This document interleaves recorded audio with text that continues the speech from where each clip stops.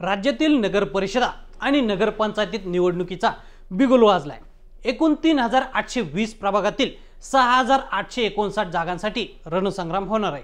नगर परिषदा आणि नगरपंचायतीच्या निवडणुका या ईव्हीएम वरच होणार असल्याचं स्पष्ट करण्यात आले। एका नगर परिषदेची एकूण सदस्य संख्या ही कमीत कमी 20 ते जास्तीत जास्त 75 असते। नगरपंचायत निवडणूक ही एक सदस्यीय पद्धतीने होत असली तरी नगरपंचायतीच्या मतदाराला एक मत सदस्यपदासाठी तर दुसरं मत अध्यक्षपदासाठी अशी 2 मतं द्यावी लागणार आहेत।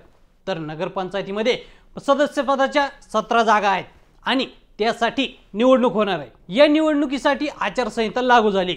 याच पार्श्वभूमीवर आपण अहिल्यानगर जिल्ह्यातील श्रीरामपूर नगर परिषद निवडणुकीसाठी नवीन समीकरणाचा खेळ कसा असणार आहे थोडक्यात समजून घेऊया। श्रीरामपूर नगर परिषदेची निवडणूक ही सत्तेसाठी नाही तर प्रतिष्ठेची लढाई म्हणून होणार असल्याचं पाहायला मिळतंय।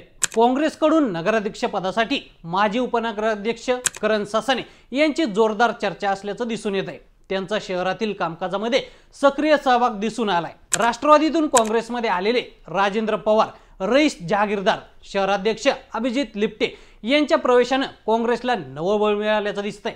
तिथं निर्णय साधारणपणे आमदार हेमंत ओगले यांच्या मतानुसारच होण्याची शक्यता आहे।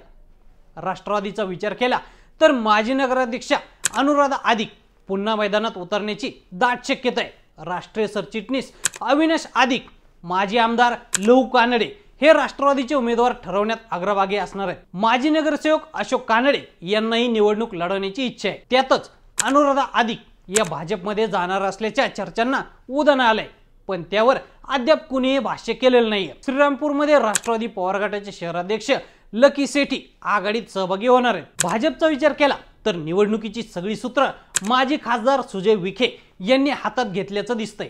भाजपकडून माजी नगराध्यक्ष संजय फंड, माजी उपनगराध्यक्ष श्रीनिवास बिहानी, स्वाती चव्हाण, स्नेहल खोरे यांची नावं चर्चेत आहेत। शिवसेना शिंदे गटाकडून प्रकाश चित्ते, सागर बेग आणि संजय छिल्लारे यांची नावं चर्चेत आहेत। शहरात माजी आमदार भानुदास मुरकुटे, भाऊसाहेब कांबळे, प्रकाश चित्ते, सागर बेग, संजय छिल्लारे यांच्याच खांद्यावर धूर आहे। शिवसेना ठाकरे गटाचा विचार केला तर सचिन बडदे, अशोक थेरे, लखन भगत हेच निर्णय घेतील असं दिसतंय।